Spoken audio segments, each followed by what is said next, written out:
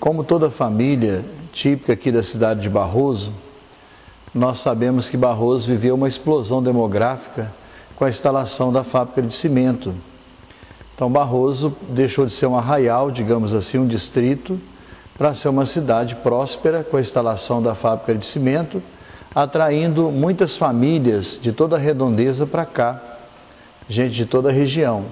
Por exemplo, lá no meu bairro, Joaquim Gabriel de Souza, que a gente chama de Guedes, né? Ali na minha rua, por exemplo, não havia ninguém natural de Barroso. Então a minha família se enquadra um pouco nesse perfil de todas as famílias que vieram para cá em busca de oportunidade, em busca de um trabalho. Os meus pais, Paulo e Manuela, já falecidos, eram naturais da cidade de Bias Fortes, aqui na Zona da Mata. E como eu disse, na minha rua ninguém era barrosense nascido. Vivi minha infância ali naquele bairro, a minha adolescência, frequentei a escola Francisco Antônio Pires, mas antes disso o famoso Grupo da Fábrica. Aqui próximo à Igreja Matriz de Santana, funcionava o Grupo da Fábrica. A dona Lourdinha, que era a diretora da escola, né? E a gente lembra todo o rigor que ela tinha com os alunos, era algo assim muito marcante. Então ali eu aprendi a ler, a escrever. A minha primeira professora, lembro até hoje, a dona Raimunda, a dona Marlene, a dona Raquel. Então assim, pessoas que marcaram a vida da nossa comunidade. Logo depois que eu formei na 4ª série, nós então nos mudamos para o prédio atual, o prédio grande aqui, próximo à Praça de Santana, a Escola Francisco Antônio Pires. E ali concluí o meu ensino médio em contabilidade. Então vivi um pouco nesse contexto, né?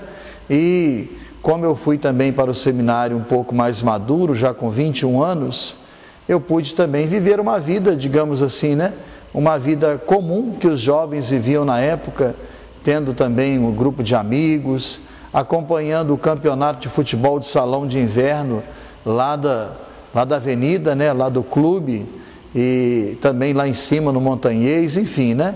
Vivendo um pouco a vida da cidade, construindo amizades, procurando viver o esporte, a vida da cidade, as exposições agropecuárias, que eram famosas aqui em Barroso. Então, um pouco do que a cidade oferecia para a nossa juventude. E aqui eu pude fazer muitas e sólidas e boas amizades que procuro conservar até os dias atuais. A Bíblia já diz, né, que quem encontrou um amigo, encontrou um tesouro. Mas, em especial, trabalhei como frentista aqui no posto do Seu Cristiano, né? O saudoso Seu Cristiano, que todo mundo conheceu, né? Havia um posto ali na entrada da cidade, eu trabalhei ali por anos. E um clima muito bom de fraternidade, de amizade que havia entre as pessoas, e a gente percebendo a dureza do trabalho também dos trabalhadores, dos caminhoneiros, digamos assim, né? Um trabalho pesado, difícil, às vezes uma carga excessiva de trabalho, mas eu marquei lá minha presença também, começando com o Seu Cristiano e depois, quando o posto foi arrendado para o Seu Zé Vicente, né, que hoje é proprietário também de um posto de gasolina, eu tive a oportunidade também de trabalhar com eles, foi uma experiência muito rica. Como eu disse, o trabalho, além de ser fonte de renda, de sobrevivência, é também fonte de dignidade. Então a gente aprende muito e ali também, eu repito, construir boas e sólidas amizades que eu procuro manter até os dias atuais. Então, quando todo mineiro, como toda gente de Minas Gerais, uma boa parte, né, nós recebemos a experiência religiosa de família como uma herança. Então, desde criança, eu pude experimentar isso no meu berço familiar, através da minha avó, com quem eu ia à missa todo dia de manhã, 6h35 da manhã, aqui na Matriz. Acompanhava minha avó, já idosa, com meus pais, que sempre deram testemunho de fé, e depois ingressando nos movimentos de igreja e tendo contato com boas catequistas. Eu lembro lá no meu bairro, no Joaquim Gabriel de Souza, da dona Quitinha, uma senhora muito simples, que dava catequese na sua casa. Então ela se reunia a criançada no quintal da sua casa, improvisava lá um banco, distribuía bala para as crianças, e com a simplicidade dela e o carisma, ela ensinava as coisas de Deus às crianças. Depois aqui na matriz também, em contato com o cônego Luiz de Arola Carlos, de saudosa memória, com a dona Lourdinha também, que foi uma grande catequista. Então eu pude ir aprendendo, crescendo na fé e aprendendo o sentido da fé. Então, primeiramente eu queria lembrar do ano de 1995, que é o ano do meu ingresso no seminário, em Juiz de Fora. Lá eu residi 7 anos. E aí tem uma pessoa-chave, que eu queria prestar uma homenagem aqui a ele, né? Que é o saudoso Padre Fábio José Damasceno, uma pessoa realmente de um carisma invejável, né? Então o Padre Fábio, certo dia, me abordou lá no posto de gasolina e como que me apertou, dizendo: olha aí, você está fazendo encontro vocacional, você não deu a resposta, o reitor do seminário é meu amigo, está me apertando, qual que é a sua resposta? Então a gente que tem fé enxerga essas coisas não como algo humano, mas como providência de Deus, como graça de Deus. Então naquele dia eu fui percebendo que Deus realmente tinha um propósito para a minha vida, né? Então deixei meus trabalhos, deixei minha vida aqui e fui para Juiz de Fora, lá passei 7 anos. Eu voltei como padre e fui ordenado aqui lá no Seclans, aliás uma grande celebração, um dia muito chuvoso. Fui ordenado por Dom Valdemar Chaves de Araújo, nosso bispo emérito, que é vivo até hoje, lá no Seclans.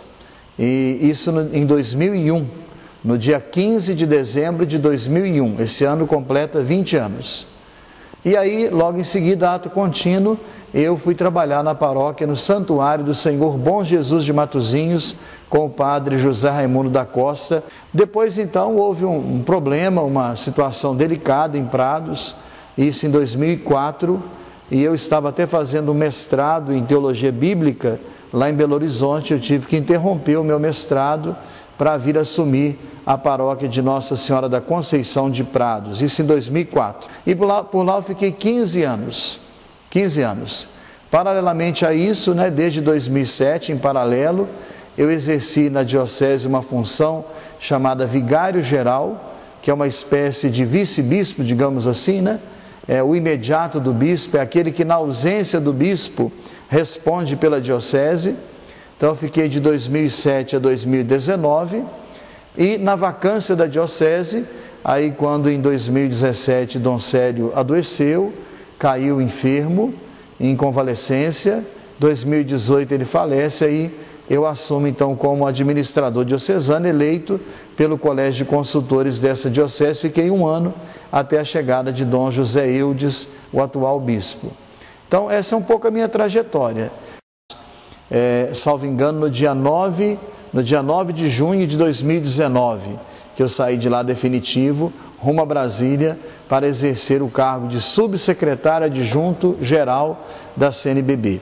Uma experiência também muito rica, apesar de muito desafiadora e de humanamente também ter sido assim bastante difícil esse desligamento e essa ida para Brasília. Mas valeu a pena. Que a gente sabe que não é fácil a gente mudar, né? Às vezes mudar de casa já não é fácil, mudar de uma casa para outra.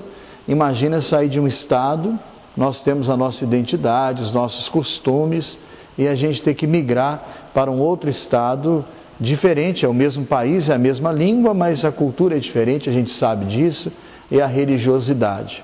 Então é ir ao encontro do desconhecido, mas saber que do lado de lá tem gente generosa nos aguardando. Tem a graça de Deus, claro, que nos acompanha sempre, mas tem também o povo de Deus criativo, generoso, alegre e sobretudo um povo de fé. E eu tenho dito esses dias que mesmo apesar da distância, são 2.000 quilômetros aproximadamente de distância, eu consigo sentir esse calor humano das pessoas, pelas redes sociais, pelas mensagens que chegam, pela alegria que manifestam, eu consigo sentir um pouco esse calor humano. Então eu queria agradecer muito, né? Agradecer ao meu bispo também diocesano, Dom José Eudes, o entusiasmo dele, a alegria dele, o apoio dele, uma coisa incrível. Mais do que um pastor, é um amigo e um irmão muito querido. E a motivação da diocese também, os vigários forâneos, que se empenharam na transmissão da ordenação, os padres, né, presentes lá em massa. Então, é um momento muito especial ao padre Claudir, ao padre Pedro Virma, ao Padre José Raimundo, que foi um assistente da minha, um presbítero assistente, né, da minha ordenação episcopal. Então agradecer o Padre Geraldo Magela, nosso conterrâneo, amigo de infância, uma pessoa fundamental nesse processo, que fez tudo com tanto esmero e com tanto capricho, e aqui também as equipes aqui da Igreja Matriz, da paróquia, o Padre Claudir, e os meus amigos de infância, que eu pretendo revê-los, os meus vizinhos. Então a você que torceu por mim, rezou por mim, me apoiou, se alegrou, contribuiu, o meu muito obrigado, Deus lhe pague, e que Deus nosso Pai possa abençoar grandemente a sua vida.